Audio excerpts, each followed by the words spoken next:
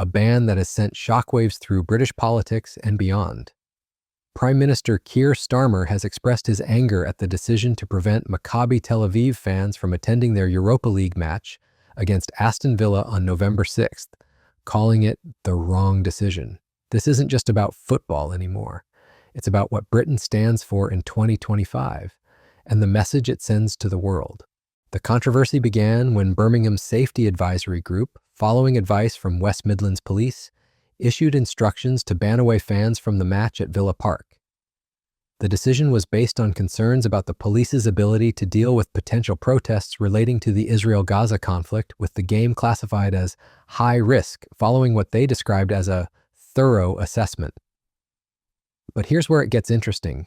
Starmer's spokesman, Geraint Ellis, revealed that the Prime Minister has been angered by the decision, and the government was working urgently to overturn it. This is unprecedented.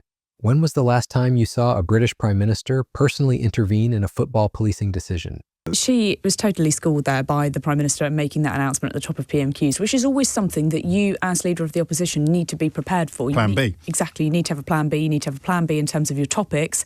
And indeed, as your questions, as I think Daisy Cooper did as well, because obviously Liberal Democrat stand-in, because Ed Davies off at Min Campbell's funeral today, has got a list of other questions on this topic that the Lib Dems clearly want to raise on China, going in completely other directions. Yes. And Kemi Badenoch did not have those. She just repeatedly said, the CPS said this, are you really saying this? And again, I don't think it worked.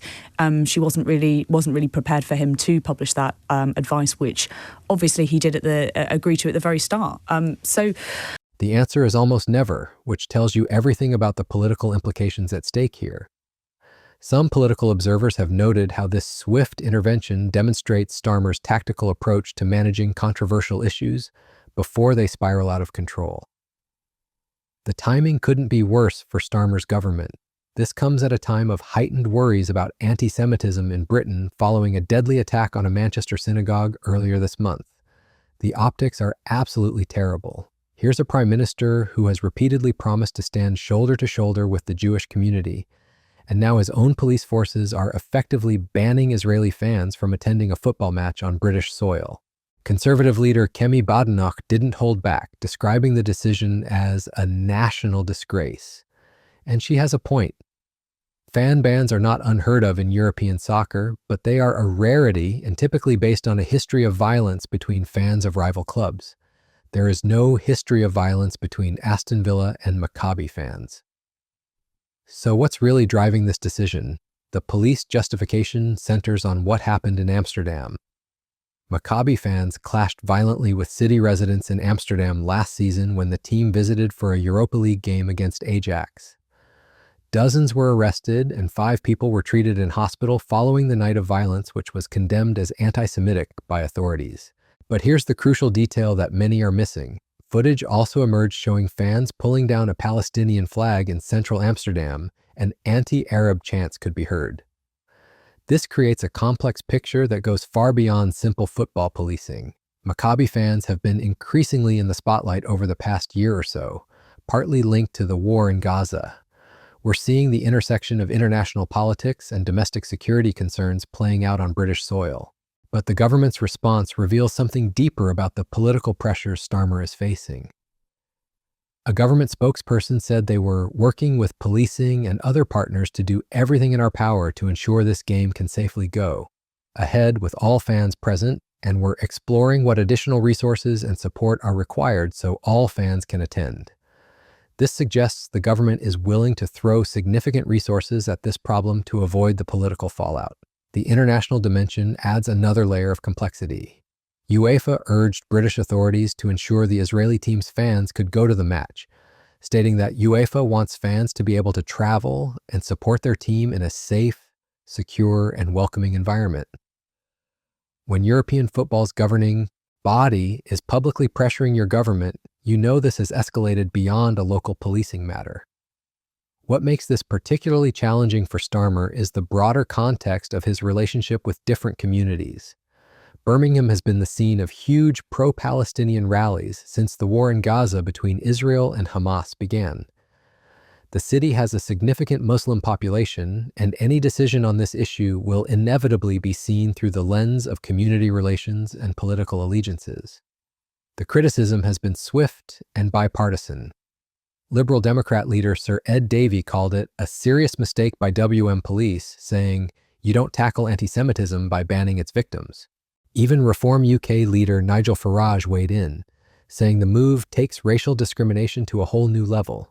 When you have politicians across the spectrum united in criticism, you know the government has a serious problem. The Jewish community's response has been particularly pointed. The Jewish Leadership Council said it was perverse that away fans should be banned from a football match because West Midlands police can't guarantee their safety, adding that Aston Villa should face the consequences of this decision and the match should be played behind closed doors. But perhaps the most damaging criticism comes from within the affected community itself. Maccabi fan Tamir Nassan told AFP it was a missed opportunity, saying Britain has become the UK for anti-Semitism. It's very painful, it's very unpleasant for us, and I guess it's also disappointing for Aston Villa fans. The operational challenges are real, though. In Italy this week, there was a heavy police presence, including snipers on the roof of the stadium, for a World Cup qualifier between Italian and Israeli national teams after authorities placed the game in the highest risk category. The security concerns aren't fabricated, they're based on recent incidents and intelligence assessments. However, the government's scramble to reverse this decision reveals the political calculation at work.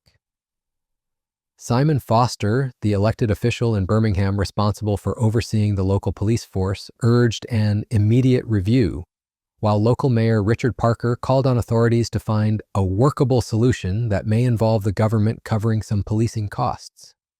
When local officials are suggesting the central government should pay for additional policing, you know the political pressure is intense. A new meeting of the SAG committee is now expected early next week, and West Midlands Police are also due to set out what additional resources might be needed. This timeline suggests the government is treating this as an urgent political crisis rather than a routine operational matter. The international implications extend beyond UEFA's concerns. Israel's Foreign Minister Gideon Sa'ar posted on social media calling it a shameful decision and calling on UK authorities to reverse this coward decision. When foreign ministers are publicly criticizing your domestic policing decisions, the diplomatic stakes have escalated significantly. What's particularly striking is how this decision cuts across traditional political lines. You have conservative politicians, liberal Democrats, and even Reform Party figures all criticizing the police decision. This suggests the issue taps into broader concerns about fairness, discrimination, and Britain's values that transcend party politics. The timing also matters in terms of Starmer's broader political positioning. His government has been trying to navigate the complex politics of the Middle East conflict. While maintaining relationships with different communities in Britain, this incident threatens to undermine that careful balancing act and could have lasting implications for how different communities view his leadership. Looking ahead, the resolution of this crisis will be closely watched as a test of the government's ability to manage complex security and community relations issues. The UK government says it is working to reverse a decision barring Maccabi Tel Aviv supporters from attending their team's match against Aston Villa next month, after security concerns prompted the ban.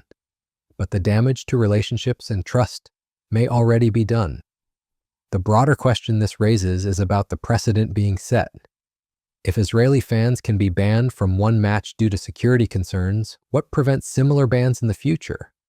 And what message does this send to other communities about their welcome in British sporting venues? These are the questions that will outlast this immediate controversy and continue to shape British politics and society. From this government. But it is not just the Chinese government that is a threat to our country.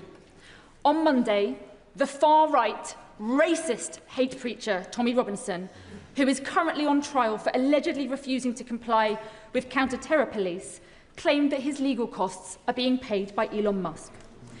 It is outrageous that a man who has so much control over what people read online every day could be funding someone who stokes far-right extremism on our streets.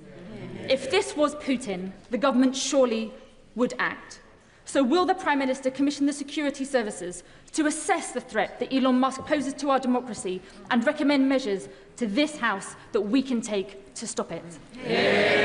Well, I can tell her we do look across the board at threats to our democracy and must continue to do so. I won't comment on the particular case given the state of legal proceedings. The intersection of international conflicts with domestic security challenges has created a perfect storm that no government can easily navigate. What's certain is that this incident has exposed the complex intersection of international politics, domestic security concerns, and community relations in modern Britain, and the challenges facing any government trying to manage these competing pressures.